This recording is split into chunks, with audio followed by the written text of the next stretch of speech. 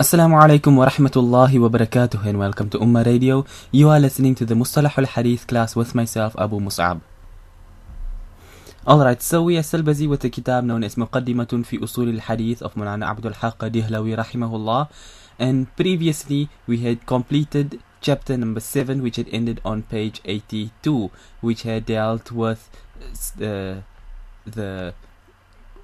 as you call it, the gharib, the aziz, and the mashhur, and of course mutawatir ahadith. So, and the terminology, rather I should say, of Imam at-Tirmidhi rahimahullah. That was last week. Okay, it was the previous week we did about aziz and gharib, but last week was the levels of weak and authentic ahadith and the terminologies of Imam at-Tirmidhi rahimahullah. So tonight inshallah we begin a new chapter, which is chapter number 8, الفصل الثامن في الاحتجاج بالحديث الصحيح والحسن والضعيف. So to begin with, بسم الله والحمد لله والصلاة والسلام على رسول الله وعلى آله وصحبه ومن والاه. So he says الفصل الثامن في الاحتجاج بالحديث الصحيح والحسن والضعيف. This 8th chapter, it deals with using a sahih, a hasan, and a dha'eef hadith as a hujjah, as a proof in the sharia. Can we derive ahkam from it, and all things of that nature. So we begin with, he says, al-ihtijaju bis-sahih wal-hasani. Using a sahih and a hasan hadith as proof, he says, al-ihtijaju fil-ahkami bil-khabri as-sahih mujma'un alayh. He says that using a sahih hadith for the purpose of ahkam, this is something which there is ijma' upon, it's mujma'un alayh, the ulama are unanimous upon it, there's no, as you can say, no confusions, no difference of opinion on this point. Everyone agrees you can use a sahih hadith for the purpose of deriving ahkam. He says, وَكَذَلِكَ بِالْحَسَنِ لِذَاتِهِ. Similarly, a hadith which is hasan lidatihi, and this is, all these terms are stuff which we have done in the past. So if you remember what the terminology and the definitions of it, you'll understand how it all fits together over here. So the hadith which is hasanun lidatihi, he says عند عامة العلماء, this according to the as you can say, the majority of the ulama, they are of the viewpoint that a hadith which is hasanun lidatihi, you can use it for the purpose of deriving ahkam as well. It's not required that it be sahih on the level of sahih. He says, وَهُوَ مُلْحَقٌ بِالصَّحِيحِ فِي بَابِ الْإِحْتِجَاج. He says that it is linked up with the category of sahih from the point of using it as dalil. He says, وَإِنْ كَانَ دُونَهُ فِي الْمَرْتَبَةِ. Despite the fact that it is lower than sahih in level. Now, as you know, a hasan hadith, which is hasanul lidati, is a perfectly fine hadith. The only difference we did, as if you would remember, is that the hasan hadith, the narrators are not as famous as the ones in the sahih. So it's not to say there's any weakness in it at all, it's just a simple matter of the narrators not being so famous and well known as the ones from the sahih. So anyway, as far as the hasanun lidatihi is concerned and the sahih, then those two ahadith are regarded as authentic and you can derive ahkam. Now, although it's not mentioned here, I'll just break it down. We did the sahihun lidatihi and sahihun lighayrihi. We did that in the past. So when we say that sahih is able to be used for the purpose of ihtijaj, then it includes both these types, both the sahihun lidatihi and likewise the sahihun lighayrihi. That is why he has come here to the point of specifically mention hasanun lidatihi, that this one is okay for ihtijaj according to the majority of the ulama. He says, he'll come to the rest in a bit now, so I don't want to jump the gun, but anyway, he says, وَالْحَدِيثُ الضَّعِيفُ الَّذِي بَلَغَ بِتَعَدُّدِ الطُّرُقِ مَرْتَبَةَ الْحَسَنِ لِغَيْرِهِ أَيْضًا مُجْمَعٌ عَلَيْهِ. He says that a weak hadith, which through its numerous chains, it manages to reach the level of hasan lighayrihi, then this one is also mujma'un alayh. The ulama are unanimous that you can use such a hadith for the purpose of ihtijaj. So in that case, let us put it in simple terms, that sahihun li nafsihi or li dhatihi, whichever term you prefer to use, sahihun li ghayrihi, hasanun li dhatihi, and hasanun li ghayrihi. These four types of ahadith can be used for the purpose of deriving ahkam. So if you wanted to make it even more simpler, we could just simply say sahih and hasan ahadith can be used to derive ahkam. So Sahih and Hasan, both its categories that it include, this lidati and lighairi, both of them are okay. Just don't let your mind wander too much on the dha'eef perspective over here, because you'll see now what is our how we deal with weak hadith. Okay, question: what is al-ihtijaj? Ihtijaj means to derive a proof. Ihtijaj from the word hujjah, which means a proof. So al-ihtijaj is when you are taking a hadith and deriving some proofs, deriving some mas'ala, deriving some law of the sharia out of a hadith. This is what is al-ihtijaj. Because you have certain ahadith which do not give you any laws. It simply gives maybe some virtue of a particular action. You're not deriving any ruling from it. So therefore, there's a... Okay, a question here: isn't hujjah mean argument? No, hujjah actually hujjah don't mean an argument. Mujadala would mean an argument, a debate, an argument.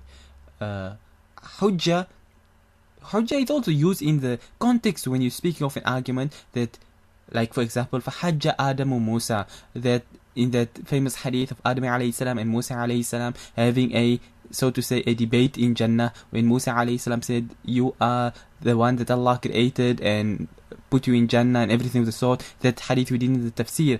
And then he said that it's because of you that we came out of Jannah. So Adam alayhi salam questioned Musa alayhi salam, saying that, did you find my story mentioned in the Torah? Which was yes. And how long was the Torah written before I was created? It's something like 5,000 years. So he said, how can you blame me for something which was written or to destined to happen 5,000 years before I was even created? So then Rasulullah sallallahu alayhi wasallam said, فَحَجَّ آدَمُ Musa, that Adam alayhi salam beat Musa alayhi salam in the discussion or the debate. So that is this fahajja is the same word here of ihtijaj, hujjah, all from the exact same root word. So that is where the term. So in this context here, fahajja Adamu Musa, that Adam alayhi salam beat Musa, or he overcome him with his proofs. That is from the word of hujjah. Alright, so that's just on that point. Now where were we? We were now moving on to the second point of al-ihtijaju bil-dha'eef, that when it comes to weak hadith, can we derive rulings from it or not? And this is in fact what I was just mentioning now a moment ago before the question, that when it comes to hadith, you have those that you are deriving rulings from, and you have those which are just, for example, giving virtues or something of the sort like that, where no ruling is being derived from. So there's a slight distinction between the two, and you'll learn about that now in a moment. So he says, وما اشتهر أن الحديث الضعيف معتبر في فضائل الأعمال لا في غيرها. المراد مفرداته لا مجموعها لأنه داخل في الحسن لا في الضعيف صرح به الأئمة. He says that which is well known is that a weak hadith is considered to be applicable for usage in matters of fada'ilul a'mal, as you can say, the virtues of deeds. Like we know salah is established, it's there. Now you find a weak hadith which speaks about the virtue of salah, the virtues of fasting, the virtues of jihad and stuff of this nature. Then he says a weak hadith can be used in this case here, la fi ghayriha, not in other cases. Like now you want to there come a weak hadith which gives you a new method of performing salah, or tells you about an extra additional a thing that's supposed to be in your salah which does not come in the authentic hadith. So here you are deriving a hukm, a ruling you are deriving, and you cannot derive it from a weak hadith. So therefore that weak hadith would not be accepted in that case over there. But while it's speaking that the virtue of the salah is like this and you will get X amount of rewards and stuff of this nature, then in that case, despite the fact that the hadith is dha'eef, you can still make usage, you can still accept such a narration. With conditions, of course, and you will see the conditions in a moment. Anyway, he says, when we say that a weak hadith can be used in fadail al-a'mal, he says, al-muradu mufradatuhu, la majmu'uha, that on an individual, meaning an individual weak hadith, not a collection of weak hadith. He says, why? لأنه داخل في الحسن لا في الضعيف. لا في الضعيف. Why? Because when you have a gathering of weak hadith, then this gathering, obviously, with the conditions we placed down earlier in the previous class, that not all a lot of weak ahadith, but rather weak ahadith which are sufficient to strengthen one another. Not every weak hadith can be strengthened by another one, but if it is such that they strengthen one another, then in that case it raises to the level of Hasan, and then it can be accepted. As if they saraha bihi al-a'imma, the a'imma, they have been explicit on this point, and in fact it was just mentioned a moment ago that when it reaches hasanun li ghayrihi, as we just passed by now, li ghayrihi, then in that case you can accept it for the purpose of hujjah. So that's why it says al-muradu, when we say a weak hadith can be used, we mean an individual weak narration. Maybe there's just one individual standing over there, then in that case you can accept it for the purpose of fada'il and not for the purpose of deriving ahkam. Alright, now just want to, before we move a bit further, just to read footnote number 1. He says يعني أن الحديث الضعيف بمفرده ضعيف، ولكنه إذا تقوى بأحاديث أخرى مثله تدرج إلى الحسن لغيره. He says, what is meant by this point here when we said that when you have a lot of weak narrations, it reaches the level of Hasan. He says, he's commenting on this with footnote number 1. He says, what is meant by this is that a weak hadith alone, one on its own individual narration, is weak. But إذا تقوى بأحاديث أخرى, that when it is supported with other ahadith like it, تدرج إلى الحسن لغيره, that it now gets strengthened and raised to the level of حسن لغيره. وليس كل ضعف يزول بتعدد الطرق. He says, and not every weakness can be removed simply by having numerous chains. So he says, فهذه القاعدة إذن ليست كلية عامة. He says that this principle is not, from this you can see that this principle here of having a lot of weak narrations together, it's not an unrestricted, all-encompassing principle. No, but rather it will be restricted to such a gathering of weak hadith which are sufficient to strengthen one another in order to raise it to the level of hasanun li ghayrihi, and not just a whole bunch of weak hadith which are so weak that they cannot support one another. And this inshallah you'll see now quickly on the next page. So we're moving on now onwards to page 84, still continuing on. He says, وقال بعضهم إن كان الضعيف من جهة سوء الحفظ أو اختلاط أو تدليس مع وجود الصدق والديانة ينجبر بتعدد الطرق. He says that some of the muhaddithin, they are now of the opinion that if the weakness is from the point of سوء حفظ, that the person's memory is weak, أو اختلاط, or he makes some mix-up, small mix-up, not something serious, he makes some mix-ups, or تدليس, or he's a mudallis. He says مع وجود الصدق والديانة, that this person makes tadlis, but this person is truthful and everything of the sort like this here. He's a, you can say, he's a dini person, he's trustworthy, he's reliable. It's just that for some reason he's making tadlis over here, but he's not a liar that's trying to pull the wool over your eyes. So in this case here, some ulama are of the opinion that it will be ينجبر بتعدد الطرق, that it will be strengthened now by having numerous chains. So the hadith is ضعيف from the point of su'ul hifz, or weak from the point of tadlis, or weak from the point of ikhtilat. Then in this case, obviously the tadlis with the wujud al-sidq, that the trustworthy person doing tadlis, then in this case some ulama say that the existence of having numerous chains in this case will strengthen it and support it, and now basically raise it up to the level of hasanun li ghayrihi, and in that case it can be used. Okay, now he moves on to another point. He says وَإِنْ كَانَ مِنْ جِهَةِ اتِّهَامُ الْكِذْبِ أو الشذوذ أو فحش الغلط لا ينجبر بتعدد الطرق، والحديث محكوم عليه بالضعف ومعمول به في فضائل الأعمال. He says, but if the weakness in the narration comes from the point of اتهام الكذب, that the person has been accused of being a fabricator. Now we did the term متهم بالكذب previously, which meant that the person lied in worldly matters and he has repented, but it is not proven that he ever lied with regards to a hadith.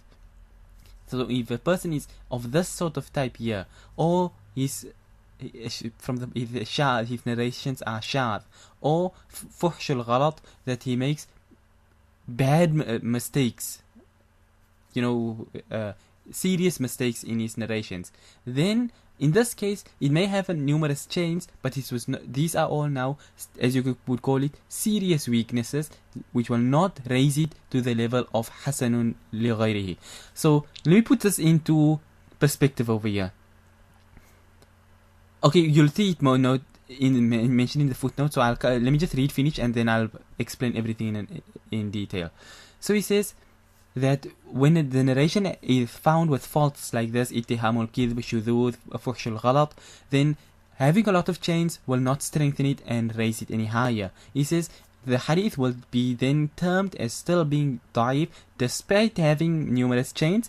وَمَعْمُولٌ بِهِ فِي فَضَائِلِ الْأَعْمَالِ, and you can then use such a narration in فَضَائِلِ الْأَعْمَالِ, for virtues of deeds. This is وَعَلَى مِثْلِ هَذَا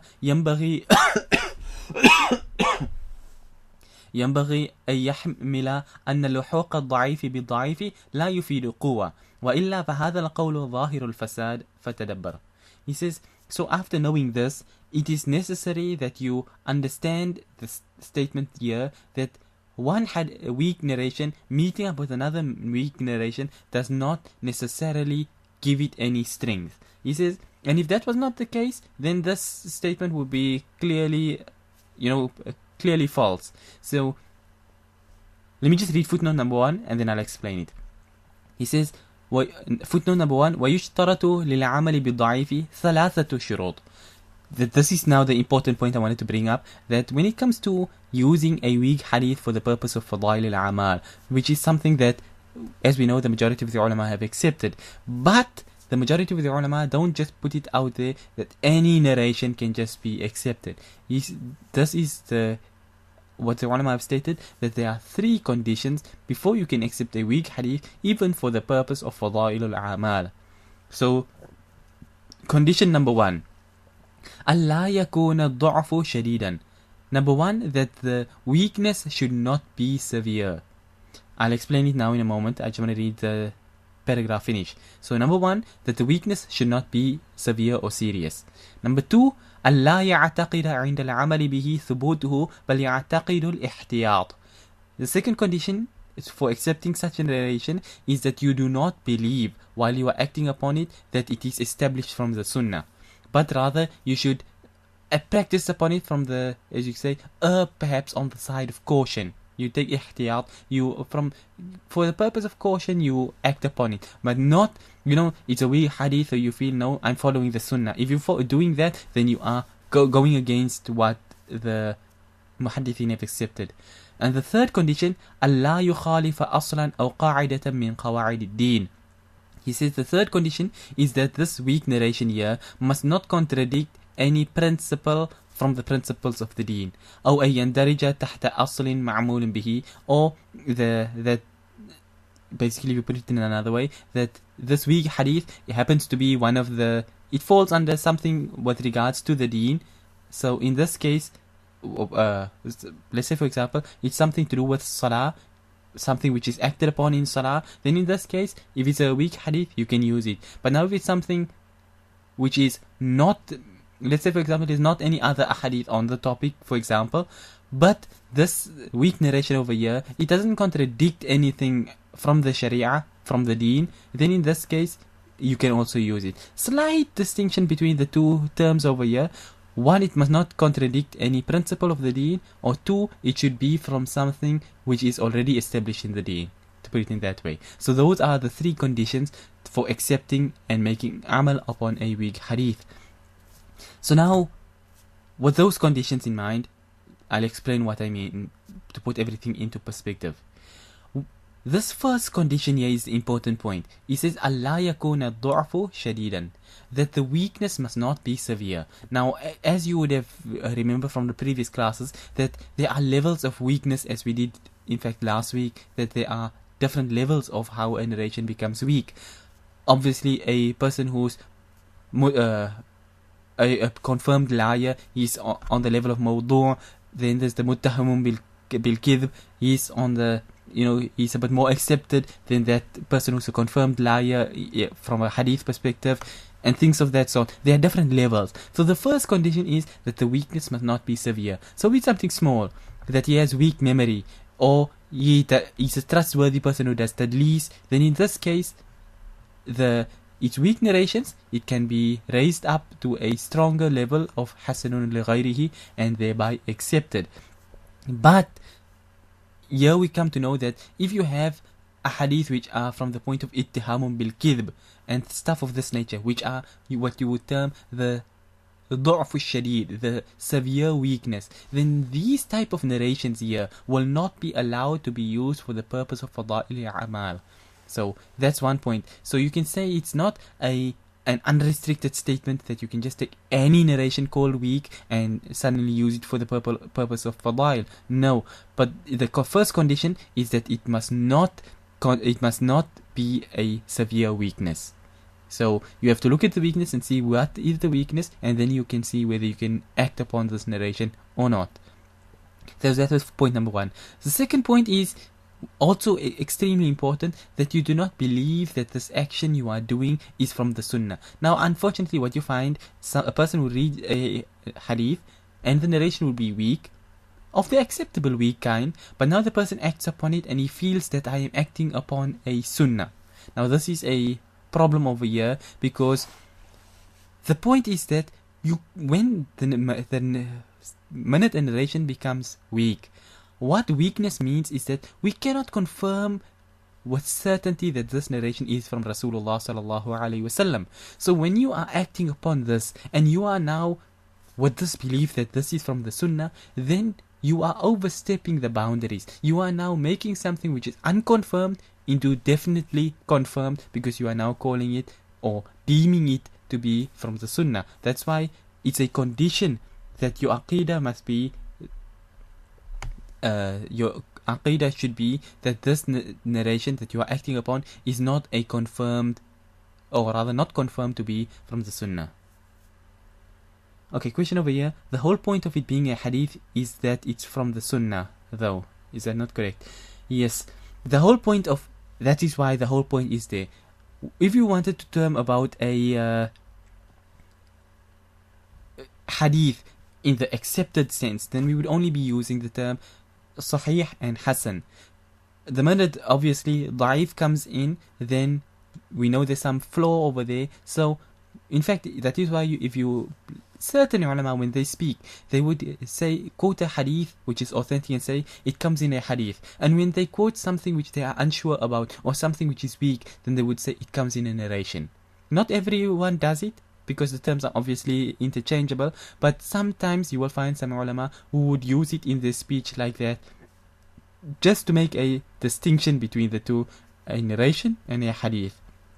You can say basically it's just basically translating the word, but anyhow, some ulama do it that way, that when this is unconfirmed, then they wouldn't call it a hadith, they would call it by, like for example, a narration. Alright, so okay, question. So a weak narration is not attached to Rasulullah sallallahu alaihi wasallam, unlike a sunnah. Yes, you can say that. As when we talk about something being from the sunnah, then for something to be from the sunnah, it has to have reached us through an authentic hadith. So therefore, sunnah is only stuff which are derived from authentic hadith. If it's not derived from an authentic hadith, it cannot be sunnah. You can put it in simple terms that way. Okay, question, can you give an example of a hadith that is used for virtues? Okay, and would it only be used for its virtues because there is a slight possibility, however small, that it is from the sunnah? Okay, let's take for example, there are numerous narrations which are weak. Now if you take something simple, you find for example a narration which says that performing salah with a turban is more virtuous than performing salah without one, for a man now. So I think, if I'm not mistaken, it's 27 times or 27 or some amount like that there is more reward in performing salah now with a turban than without a turban. Now this narration is weak, so it can be used for the purpose of fadail. No ahkam are derived from it. It's just giving virtues. So in this case, you can act and accept this narration. Now, point number 2, you are not believing with certain... Okay, first point number 1, it is not a very weak narration. It's just simply dha'eef, not shadidu dha'f. So that's point number 1. Number 2 is that you are not believing with a certainty that this is now something established from the sunnah, that you must wear it and stuff of the sort. That's number 2. And point number 3 is that the... What you call this thing now? The... it does not contradict any principle from the principles of the deen. Not only that, but in fact it is one of the... It falls under the category of something which is in fact in the deen, because Rasulullah sallallahu alaihi wasallam did perform salah with a turban on it. So therefore it is something which is part of the deen. It is speaking about something which is part of the deen. So therefore it contradicts nothing. So such a weak hadith is an acceptable weak hadith to be used for the purpose of fadail al-a'mal. Okay, question, turban specifically or any head cover? Now this hadith is specific regarding a turban. More over and above the regular topi as you would call it, but rather the turban itself. This hadith speaks of the turban. Okay, just in question, because covering the head is sunnah for men, I think. Actually, it's makruh tahrimi for a man to perform salah with his head uncovered. So it's much more serious. In fact, this is something which it has become a trend amongst people who are غير مقلدين, that they perform salah bareheaded, and it has, so to say, taken root in the minds of people that it is a Salafi belief or a غير مقلد belief, whichever way you prefer to term it, to perform salah bareheaded. But in fact, it is something which is common amongst the ignorant, amongst the غير مقلدين, because Shaykh Al-Albani, who is, so to say, the Imam of Hadith for the Salafis, he writes in his kitab there that to perform salah with your head uncovered is makruh tahrimi, and it is not in fact, he says that even outside of salah, walking around bareheaded is not from the habit of the salaf of this ummah. And he says there is no proof for performing salah without for a man without your head covered. So if this is the Imam of Hadith for Salafis who says this, and if you look at it, all these pictures, however he went through his life, he always used to wear his head covered. If you look at the other ulama, Shaykh Ibn Uthaymeen, Ibn Baz, Al-Munajjidi, all of them, they always have their heads covered. So it's, when you look at the people now walking around bareheaded and stuff, it's the people who are ignorant, I would say, the ignorant amongst the Salafis who propagate this no topi, barehead sort of belief, but it is not in fact a belief from the core ulama of the Salafis. That's just by the way, because just on that point of it being makruh tahrimi, that is what in fact what Shaykh Al-Albani writes explicitly, that it is makruh tahrimi for a man to perform salah bareheaded.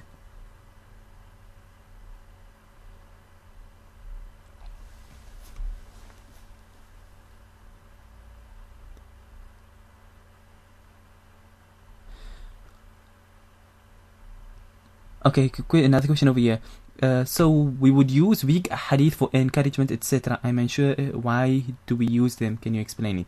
Okay, for the purpose of in fact, yes, the purpose of fadail is, let's say for example, if you look at the fadail, is not only to do with actions, it's also fadail with regards to people. You have, for example, one of the kitabs I translated, Al-Ghurar fi Fadaili Umar radiyallahu anhu, written by Imam As-Suyuti rahimahullah, which was a kitab written on the virtues of Hadrat Umar radiyallahu anhu. Now, some of the narrations in that kitab are weak, but there's no ahkam being derived from it. It's just speaking about the virtues of Hadeeth Umar radiallahu anhu. And his virtues, same like Hadeeth Abu Bakr radiallahu anhu and the other Sahaba radiallahu anhum, their virtues is something which is established in the deen. So if you find a narration which is weak, which extols their virtues, then that narration is also accepted because, again, no ahkam are being derived, but it is used for the purpose of fadail. So what does this type of narration here serve?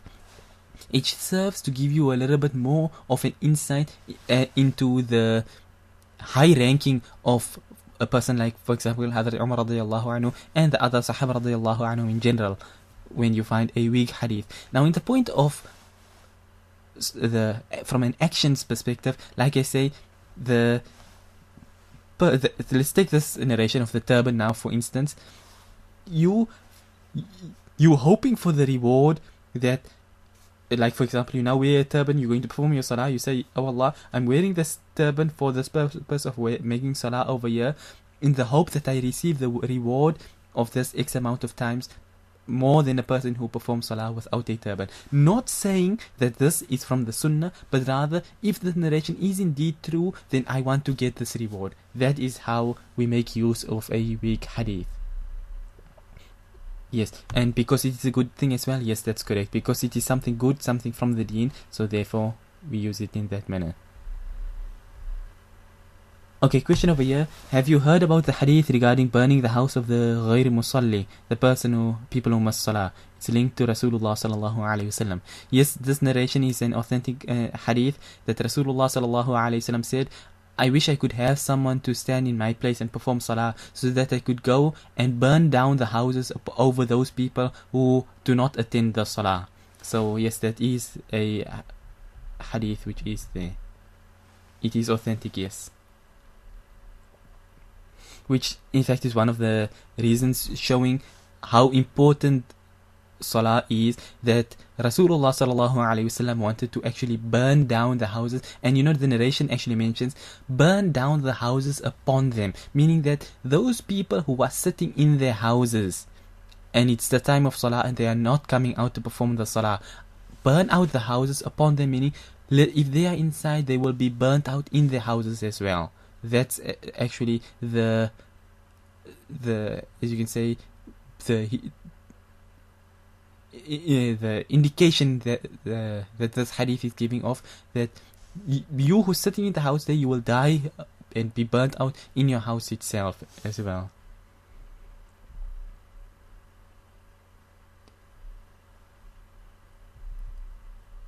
Alright, so coming back to where we were.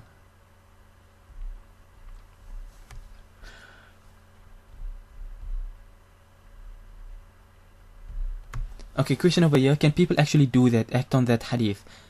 Meaning to burn down the houses of people with them inside?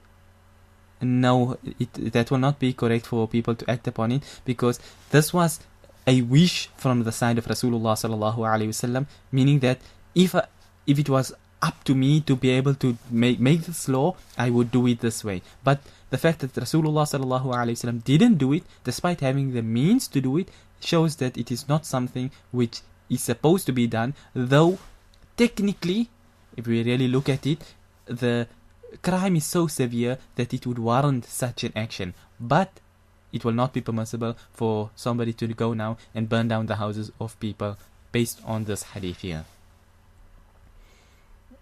Wallahu a'lam. Okay, question here. It seemed like that hadith where Rasulullah sallallahu alaihi wasallam said that if sajda to any creation was allowed, he would ask the wife to prostrate to her husband. Yes, that's a similar hadith. Not quite the same, because this hadith says if it was permissible. So already from the outset it tells you that if that word if automatically tells you that it is not allowed, because if the if was not there, perhaps there may have been some permissibility. But the if tells you that this action is not permissible, but if it was permissible, then this is what would have been permissible. But anyhow, yeah, you got the concept down right, that yes, it is something similar of that sort, that if such an action were to be permissible, to make sajda to anyone, then a woman would have been permitted to make sajda to her husband.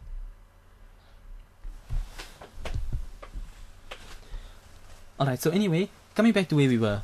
In the kitab, we were dealing with this last paragraph on the point that a number of weak narrations does not necessarily mean that the narration will be strengthened, but rather the narration has to be of a certain criteria, meaning light weaknesses can be removed by a number of chains.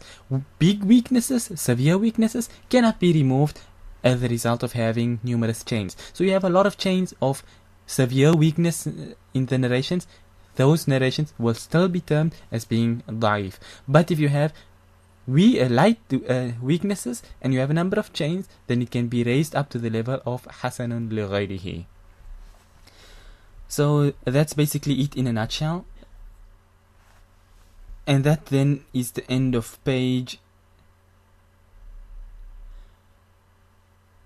Okay, just before we finish that point, I'll just read footnote number 2, which is basically what we did. But anyway, he says, يعني أنه إذا كان معنى هذا القول أن الضعيف الشديد إذا لحق بالضعيف الشديد لا يفيد قوة فهو مقبول. He says that if we take this statement that he meant over here, that a severe weak narration, if it meets up with another severe weak narration, it does not give it any power, any strength, then this meaning is accepted. But he says, وَأَمَّا إِذَا قِيلَ ذَلِكَ بِصِفَةِ الْعُمُومِ فَهُوَ ظَاهِرُ الْفَسَادِ وَمُخَالِفٌ لِلْجُمْهُورِ. He says, but if the author here intended that, if you look back up on the page, he says, أن يحمل أن لحوق الضعيف بالضعيف لا يفيد قوة. That's the point he's commenting on, that a weak narration meeting with another narration doesn't give it any strength. So he says what is actually meant over here is that if a severe weak narration meets with another severe weak narration, it doesn't give it any power. But if he had meant that any weak narration with a light weakness meeting another one with a light weakness, and it doesn't give it any power, then he says this, فَهُوَ ظَاهِرُ الْفَسَادِ وَمُخَالِفٌ لِلْجُمْهُورِ. Then this statement would be clearly false and contrary to the Jumhur al-Ulama.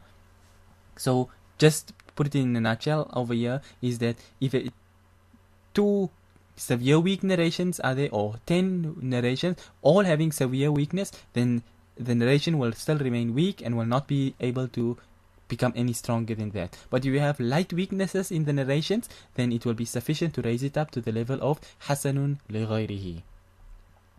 That there is the end of page 84, and is the end of page, rather I should say the end of chapter number 8.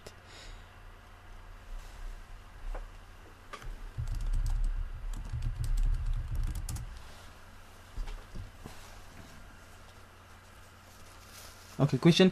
Al-Jumhur. Jumhur means the majority. The majority of the ulama.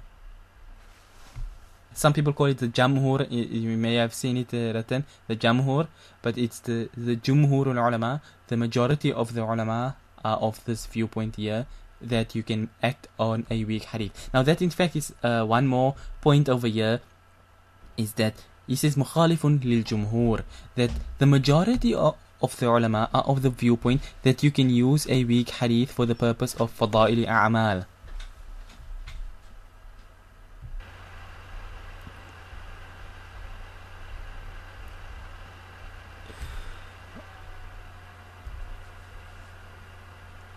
Alright, just to...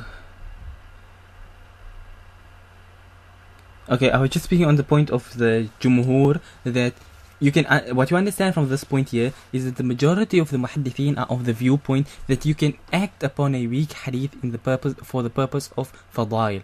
Now, what you find today, in today's times, is that people try to make it seem as though it's the opposite, that the majority of the ulama are of the viewpoint that you can't use a weak hadith for the purpose of fadail. So, but this is, you can call it dishonesty, because it definitely there does exist amongst the ulama, amongst the muhaddithin, those ulama who held the viewpoint that you should not act, or rather you should not be using weak hadith for any purpose, fadail or otherwise. That is that one is there in its place, no denying of that. But that is as I would call it, the minority viewpoint, and the majority viewpoint is that you can use it. While today, certain people try to make it seem as though the majority viewpoint is that you can't use it, and there's a minority viewpoint which allows it. But like I say, it's the other way around. Alright, just quick question over here. Can you repeat point number 3 in footnote number 1? So footnote number 1, it was condition number 3, ألا يخالف أصلا أو قاعدة من قواعد الدين. That the third condition for acting upon a weak hadith is that it should not contradict any principle from the principles of the deen. Obviously, let's say for example, here you go and you have a hadith which says you perform 2 raka'at for Fajr Salah. Now here you have a narration which comes along, a weak one, which says you perform 6 raka'at for Fajr Salah. Obviously it contradicts something from the basis of the deen, and you throw such a narration aside. He says, أو أن يندرج تحت أصل معمول به. The condition which is related to the same thing here is that for the condition is that it should be something which has a basis in the deen. So it must not contradict something of the deen, meaning it must not bring about something new. If it is something new where there's no previous, as you can say, some other previous basis for it in the Sharia, there's no other hadith regarding this particular issue over here, but it doesn't contradict anything of the deen. The example of the 6 rak'at of Fajr is not exactly accurate for this point over here, but anyhow, it says that if what this narration is coming along here is that it does not contradict anything from the principles of the deen, then in that case you can act upon such a narration. Or if the narration comes along and it's weak, but it falls under one of the principles of the deen, like I say, here you have the wearing of the turban, which is an established sunnah, definitely part of the deen. Now you have a weak narration coming along speaking about the virtues of the wearing the turban. Then in this case you accept such a narration and you can use it. It does not contradict anything, and in fact it corresponds to the principles of the deen. So that was footnote number 1, point number 3.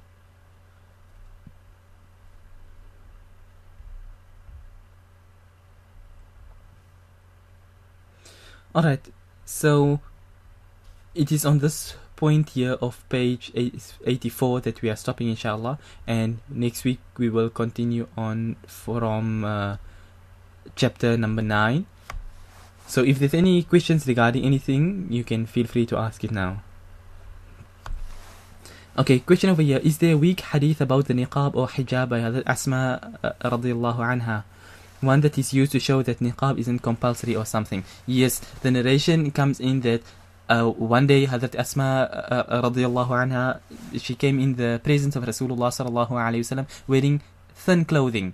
So Rasulullah sallallahu alayhi wasallam turned away and then told her, Ya Asma, when a girl becomes baligh, then it is not permissible to show anything illa hadha wa hadha, except this and this, and Rasulullah sallallahu alaihi wasallam pointed to his hands and his face, indicating thereby that the hands and the face is not from the awra of a woman.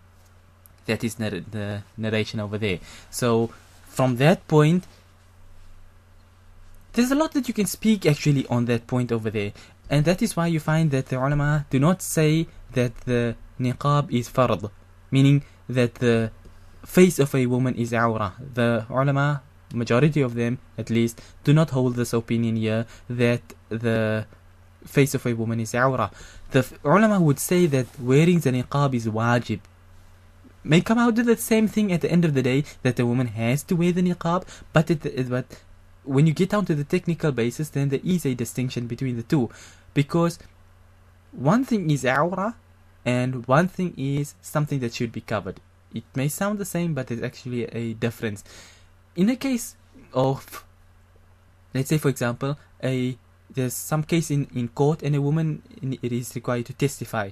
The qadi has the right to ask the woman to expose her face so that he can see that indeed this is the woman who, she come along and say, I am so and so. How much you know you are so and so, without seeing who you actually are. So the ulama say that in this case a woman may remove her veil so the qadi may see that yes, she is this particular woman over here. So if the face was now awra, then she would be required to open her awra to somebody. It has two totally different connotations between exposing something which should be covered and something which is awra. It's like I mentioned some time back, is that although for a man his awrah may only be from the navel to the knee, does not mean that a man can now go walking all around dressed like that. Despite that the person may argue and say that this is not his awrah, the rest of his body. But just because it's not awrah does not mean it's something that must be exposed. So anyhow, that's how it goes.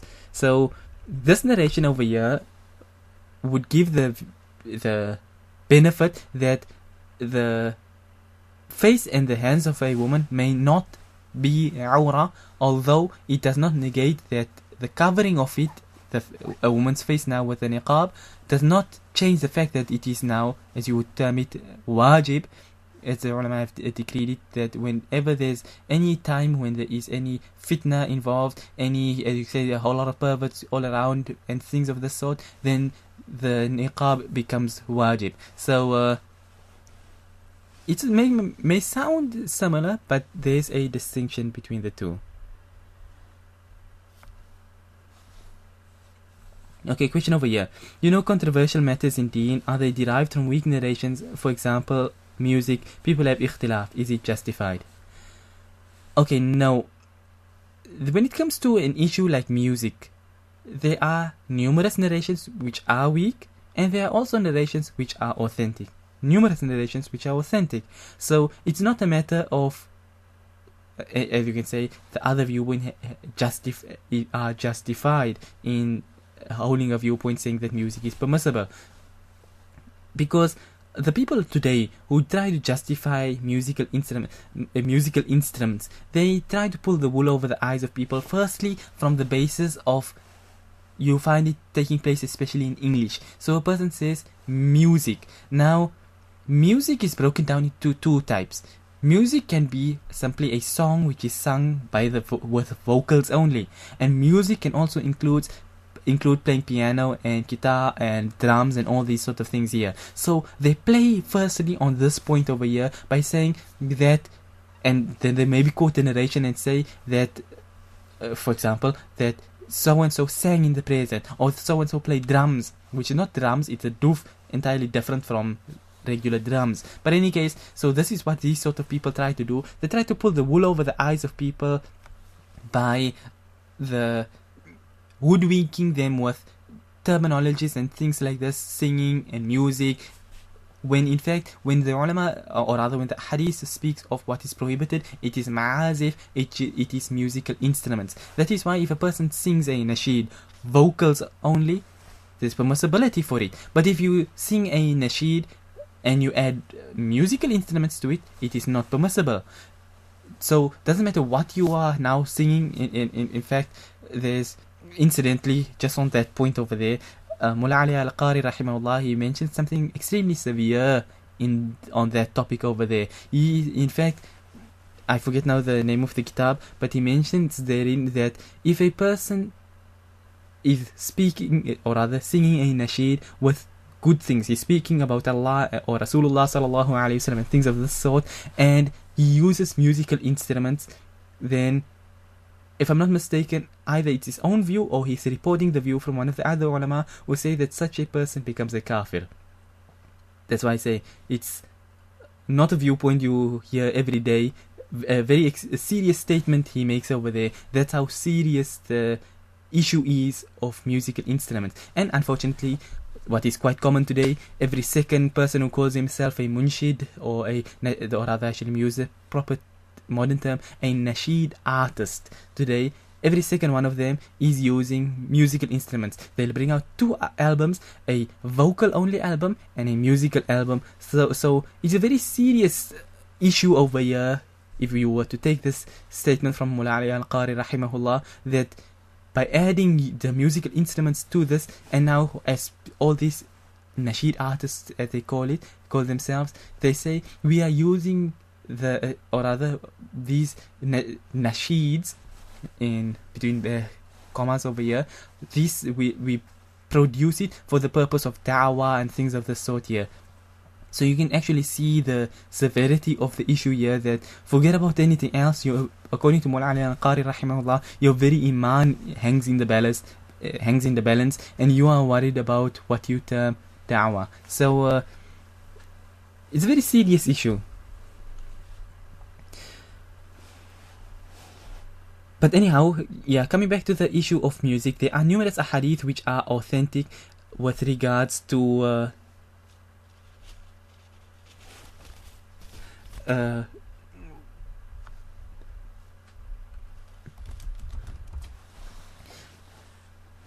that there are numerous ahadith with regards to music instruments.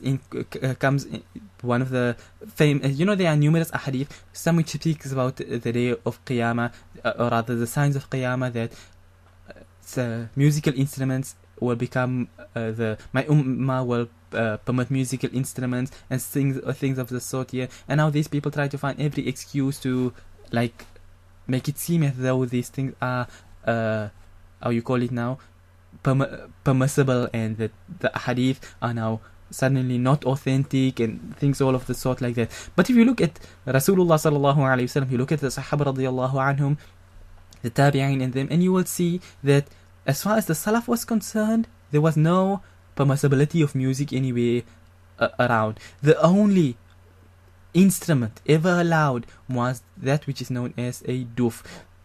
If you want to see a picture of it, you can Google the term duf and you will see it's like a piece of skin, animal skin, hide, pulled over not exactly a drum, but it's open on the one side and just a skin over the other side. So that is what the duf is. And now you find people having basically, I would say it looks similar to a tambourine, but the only difference is the tambourine has got now these metal rings around which gives it jingle, and the tambourine is not permissible. So the question, the one Talib al-Habib, yes, in the those nasheeds of Talib al-Habib, the one that he uses the duf, that is or rather the instrument he uses, that is the duf. Now you have a group like the Malaysian Indonesian group Rayhan. Now in there they use the duf, but their one has got those jingly things on as well, so that is of the impermissible kind. So that's so to say the only instrument which some permissibility has been given for. Okay, question over here: does beatboxing come under music? The ulama have given the ruling with regards to beatboxing that it is impermissible. That beatboxing is qama maqamahu. It's there. It's acting as a khalifa. It's standing in the place of music. If you were a person who does not know about beatboxing, and in fact, if you don't know a particular track is actually with beatboxing, you will not be able to tell the difference that this is actually music made with, as you call it now, from instruments, or whether it's someone with his mouth. So that is why the ulama have given the ruling that beatboxing is treated in the same manner as music, in that it is impermissible.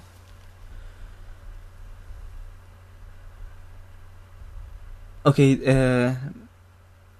even the duf doesn't have certain occasions. Yes, on the topic of the duf, when it comes to the duf itself, and like I say, on this point you will find certain difference of opinion even amongst the ulama. Some hold the viewpoint that even the duf is not permissible.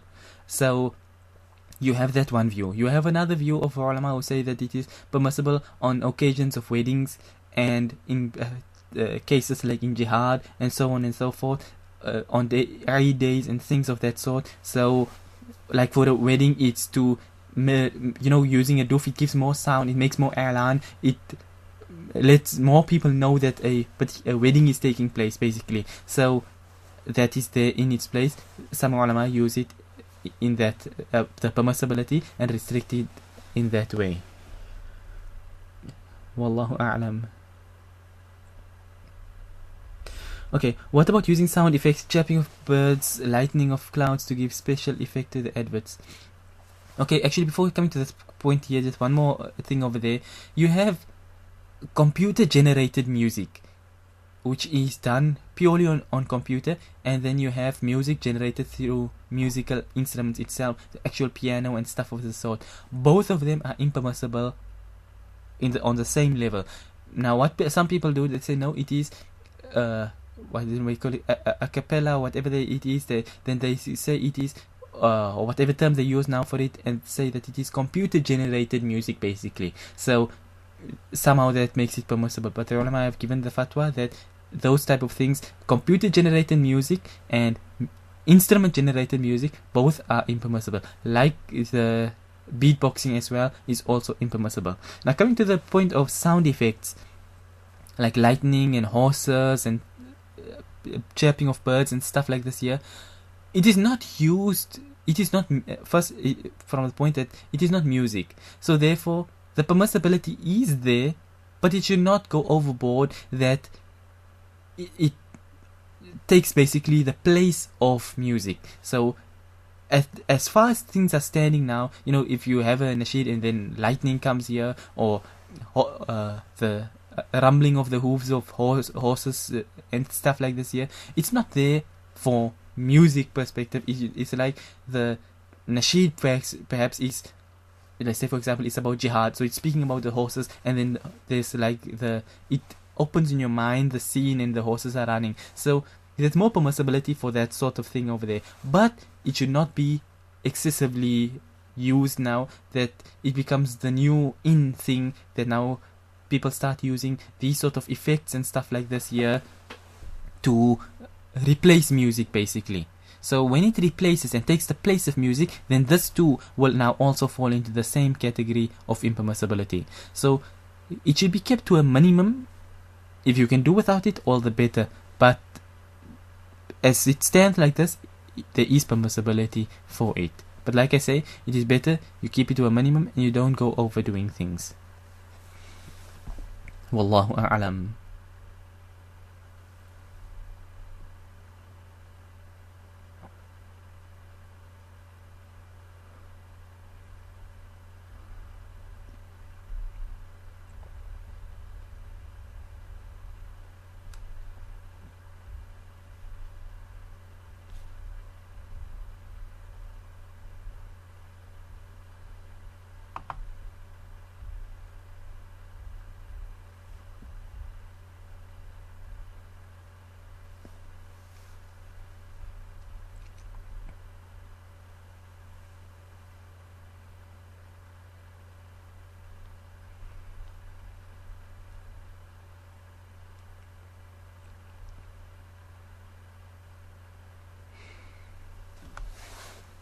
Okay, question over here on a side note.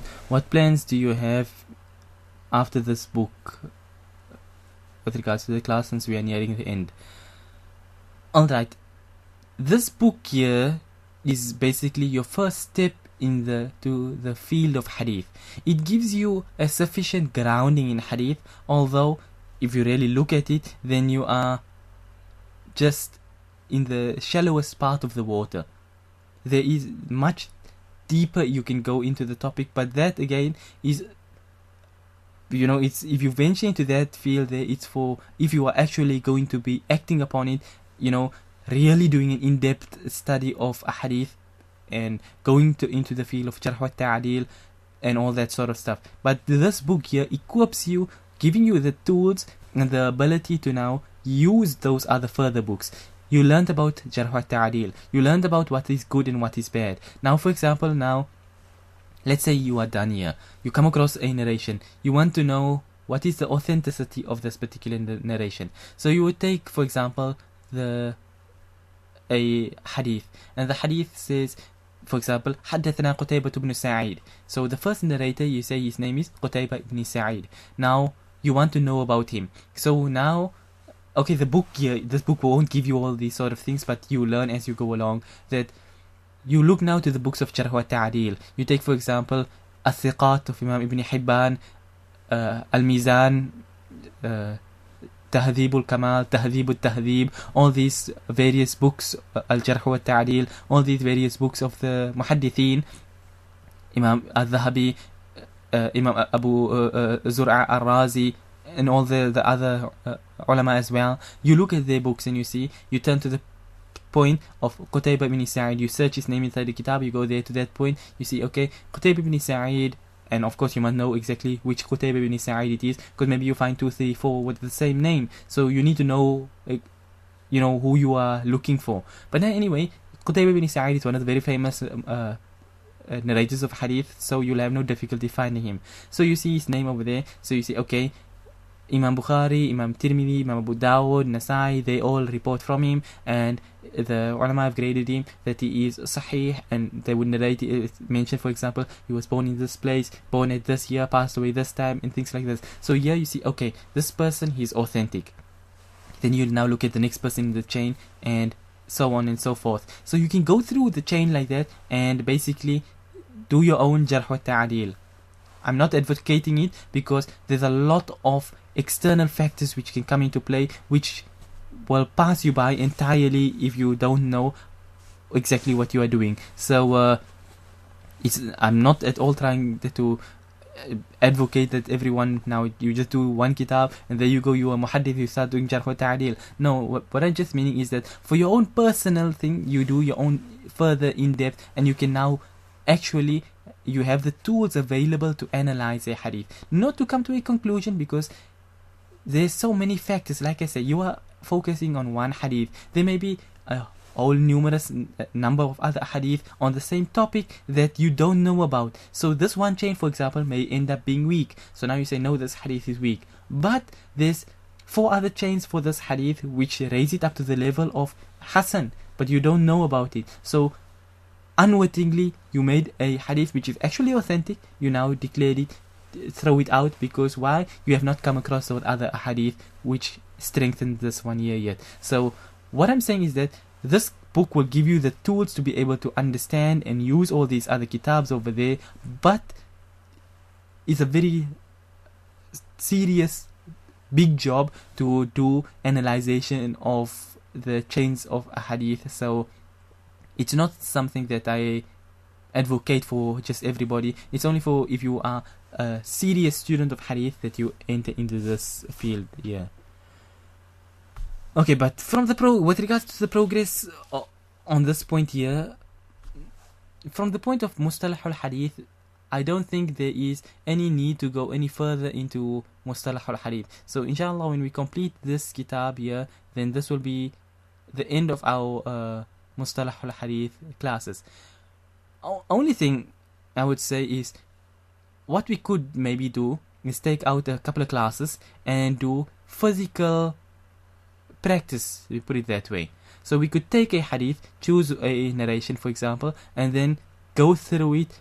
Instead of only just the theory, we can do a bit of practice, so you can see this is how everything fits into play. This narration is termed hasan, this one here through what and what and what it gets raised from dha'eef to hasan and all things of that sort. So I would say we can do that, but as far as other further Mustalahul Hadith class or kitabs are concerned, I don't see a reason to be doing further kitabs, because next kitab you will now be doing is the serious book for serious students of hadith, like the Muqaddimah of Ibn as-Salah rahimahullah and so on. And of course that will now take you to the big books of Jarh wa Ta'adil and stuff of that sort. So anyhow, we won't be going to more books, but like I say, we can do some practicals inshallah.